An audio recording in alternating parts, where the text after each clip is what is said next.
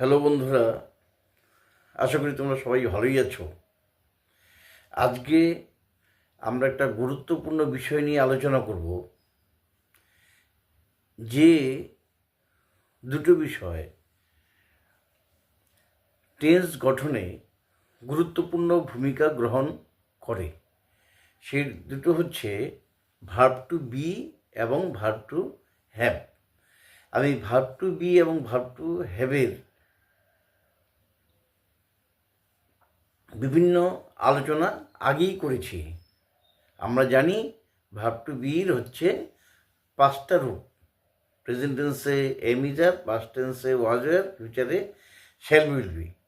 Present participle being, past participle হচ্ছে been. একইভাবে verb two হ্যাভেরও 5টি রূপ। প্রেজেন্ট টেন্সে হ্যাভ হ্যাজ, পাস্ট টেন্সে হ্যাড, ফিউচারে shall have will have, present participle having, past participle হচ্ছে হ্যাড। এখন আমরা যেটা এখানে শিখব সেটা হচ্ছে the difference between the use of the verb to be and the verb to have. Verb to have এবং ভার্ব টু বি এর মধ্যে যে পার্থক্যটা আছে, সেই পার্থক্যটা আমাদের ক্লিয়ার করতে হবে।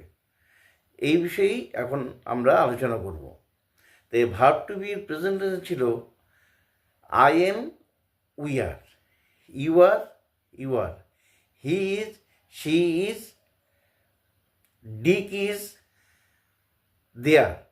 মানে আমি হই বা আমি আছি। আই এম, উই আর মানে আমি হই বা আমরা আছি। কীরকম ব্যাপারটা? আমি হই মানে আই এম এ স্টুডেন্ট, আমি হই, হইটা উচ্চারণ করা হয় না, আমি একজন ছাত্র, এইভাবে বলা হয়। আর I am in this room, আমি এই ঘরে আছি। এইভাবে verb to be present tense. কিন্তু ভার্ব টু হ্যাভ যদি আমরা বলি, প্রেজেন্ট টেন্সের রূপটা হচ্ছে I have, we have, you have, you have, he has, she has, Ram has, they have. তাহলে আই হ্যাভ মানে কি? আমার আছে। উই হ্যাভ মানে আমাদের আছে। তো এইভাবে আমরা যদি পাস্ট টেন্সে যাই, পাস্ট টেন্সে ভার্ব টু বির রূপটা হচ্ছে was were. I was, we were, you were, you were, he was, she was, Dick was, it was, they were. মানে আমি ছিলাম, আমরা ছিলাম। যেমন I was a student, we were students.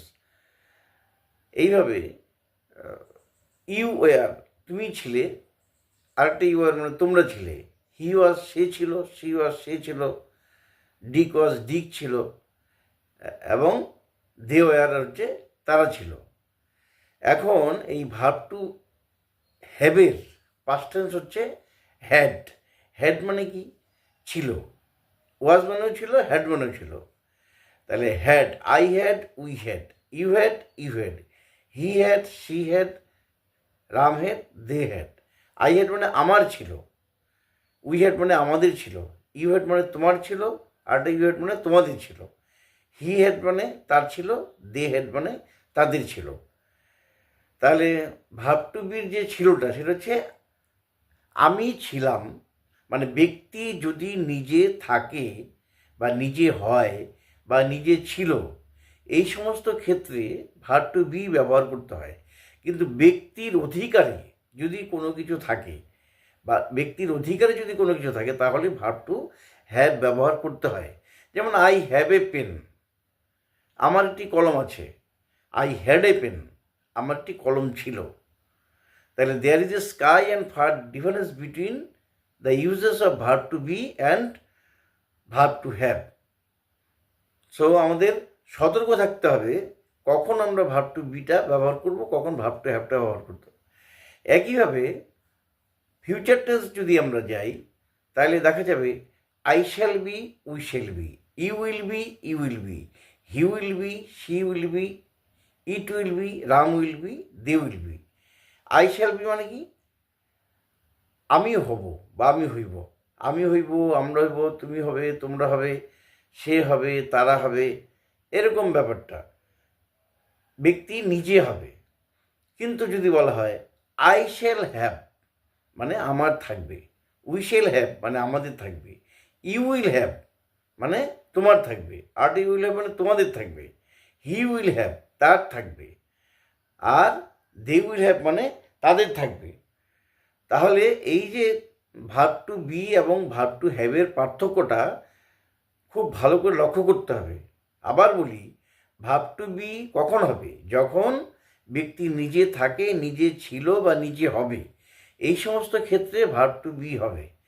এবং ব্যক্তির অধিকারে যদি কোনো কিছু থাকে বা ছিল বা থাকবে, এই সমস্ত ক্ষেত্রে হচ্ছে ভার্ব টু হ্যাভ। কাজেই এই যে আজকে যে বিষয়টা পড়ানো হলো, সেটা কিন্তু বারে বারে পড়তে হবে। আমি তো ডেসক্রিপশন বক্সে এটা দিয়েই দিব, তোমরা সেটা ডাউনলোড করেও নিতে পারো। তাহলে ডাউনলোড করে নিয়ে বারে বারে পড়তে হবে। হ্যাঁ, তাহলে তোমাদের ব্যবহারের কোনো অসুবিধা হবে না। তো টেন্সের তো শুরু হয়েছে, গতকালকে টেন্স বিভিন্ন রকম টেন্স সম্পর্কে বলেছি। আগামীকালকে থেকে টেন্স ফুল ফ্লেজের টেন্স শুরু হয়ে যাবে। ঠিক আছে, থ্যাংক ইউ, আজকে এই পর্যন্তই।